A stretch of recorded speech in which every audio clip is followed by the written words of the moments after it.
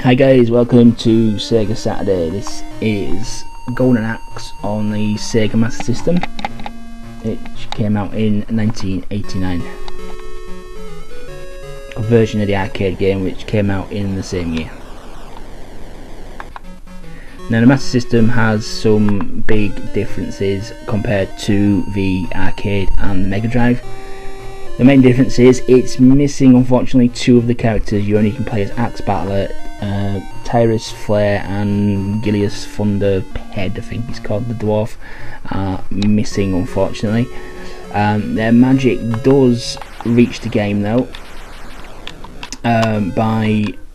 you can choose, like here you go, I can choose Earth, Fire or Thunder, so their magic does appear in the game.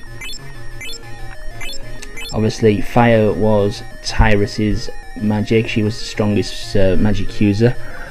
Thunder was the dwarf who had the best combat but worst magic, and Mr. Average was Axe Battler.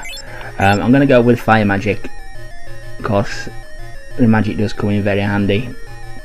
So let's pick it and let's have a look. Let's attack. We've only got two buttons to worry about, so attack and jump. Golden Axe actually has more controls than you would actually give it credit for. I don't know if this conversion's got them all though. So I've got my basic attack. If I press both buttons, no, that's not working. That's the thing. How do I use my magic?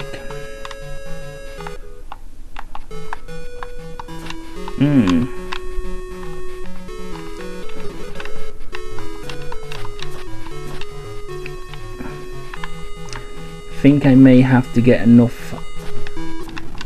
Oh no, there we go. Bit of a waste, but anyway, it's one pot. Yeah, I was going to say it's got more moves than you give it credit for, because you have a back attack, you have a charge, shoulder charge, which is there. I mean, graphically, this is pretty good for the Master System. I mean, you've got nice big sprites, which is something you don't usually associate with the Master System or the 8-bit consoles at that time. Also, what's most impressive is it's recognisable. If I mean, actually, yeah, they're a bit blocky and a bit digitised, but they look like their arcade counterparts and Mega Drive counterparts. It's really good. And the music as well, while it's been a little bit bloopy here and there, again, it's a good rendition of the actual soundtrack of the game. Let's get rid of these guys. Yeah, as I was saying before, move wise, you've got your jump attack like that, and if you shoulder charge and jump, then push down, you do a downward thrust there. It's pretty hard to see, but that's actually the most powerful move in the actual game itself, and it does kill things pretty fast. I'll see if I can get it. It's really hard to land it, but if it does do extreme damage to some of the enemies. I don't think the back attack's in the game, which is unfortunate, because it is a very handy move. Now let's have a look. We'll go up here. I know there's the first creature of the game. It was made, one of the famous features of the game was the rideable creatures. I mean, this is my personal favourite. I mean, it's been nicknamed the chicken leg because it simply looks like a chicken leg, doesn't it? Let's go up here because there's a little dwarf guy. The dwarves, elves, I don't know what they are. Oh, I knocked his potion off screen. I mean, a bit of a bully against these guys really, because they don't really do it. The thieves, aren't they? Because they do nick stuff when you're in your intermission scenes. I'm not going to be able to get that pot, am I? Actually, I must have collected it when it came out of them. But yeah, there's numerous creatures to ride. I think there's 3 in this game. You've got the old chicken leg, and then you've got and you've got the 2 dragons. Now, creatures disappear after a certain amount of dismounts, or if they remain dismounted for quite a time.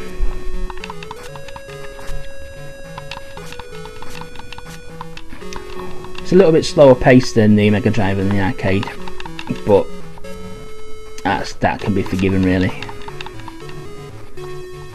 Damn. Due to the little bit of slowness on it, it's a bit hard to judge things properly. Now here's the end of the first level now, where you usually beat 2 hammer guys. Yeah, there we go. See if I can get that downward thrust. There we go. That would have done loads of damage. See if we can get another one. Yeah, there we go.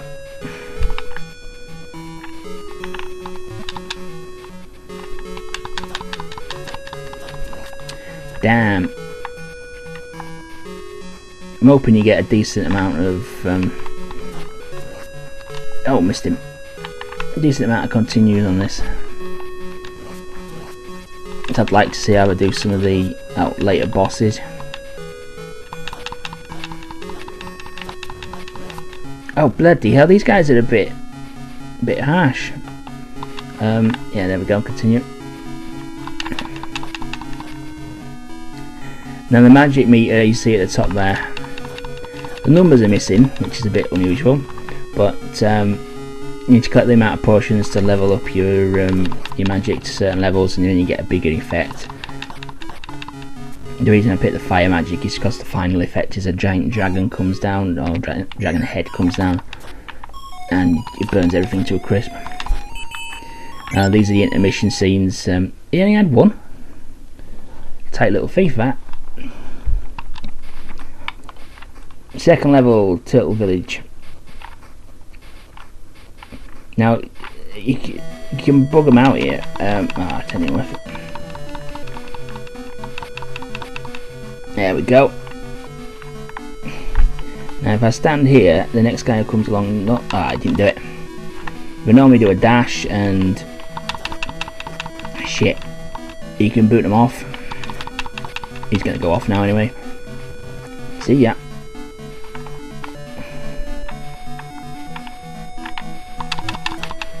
Yeah, he's off as well. Quick way to kill a few enemies. I always thought this game missed with a downward attack, you know, when an enemy's downed. And there are stunning beat 'em ups where if your opponent's flawed, that you just actually let them get up and attack you a bit more. Here's the first dragon variant. It breathes fire from its mouth downwards onto the ground. Not as good as the red dragon and blue fire. That's different. In the arcade, in the Mega Drive version, it is actually orange and red, an actual proper flying colour. Probably done it to they've already got the blue on the screen, so probably limit the number of colours.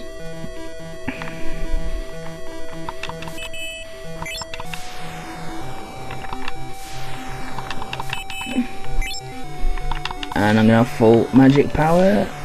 Oh, he buggered off, little twat.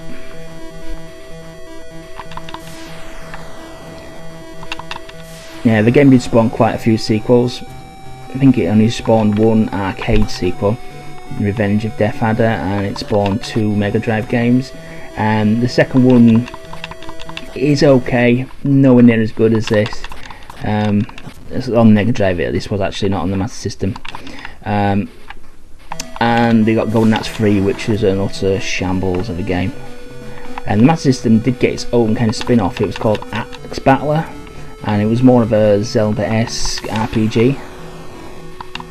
Never actually played it, but it's something I am going to hunt down and give a go of. You normally get a skeleton here. He normally comes out the ground. He just walked on screen on this version. And the skeletons can't ride creatures. Oh shit, he got me mid-charge then, he did, a little twat. Yeah, the skeletons are the most annoying enemies in the game for me. They're really, really fast. And later on you do fight a number of them at once. There you go, that's level 2 complete. But different coloured thief, you see. They're normally green. Obviously this version they've decided to make them brown. They drop food, which replenishes 1 unit of health. Right, on to the next level. Again, it's good graphics. There's a blue dragon again. Oh, this it's a red dragon, but it's not red, if that makes any sense. This dragon's supposed to be red. This is the other variant that fires fireballs horizontally across the screen. Oh, you are joking me. Or you get 2 continues. That is a little harsh. Anyway guys, that was Golden Axe on the Sega Master System. I hope you enjoyed that game because it is one of the classics. And I'll catch you next time.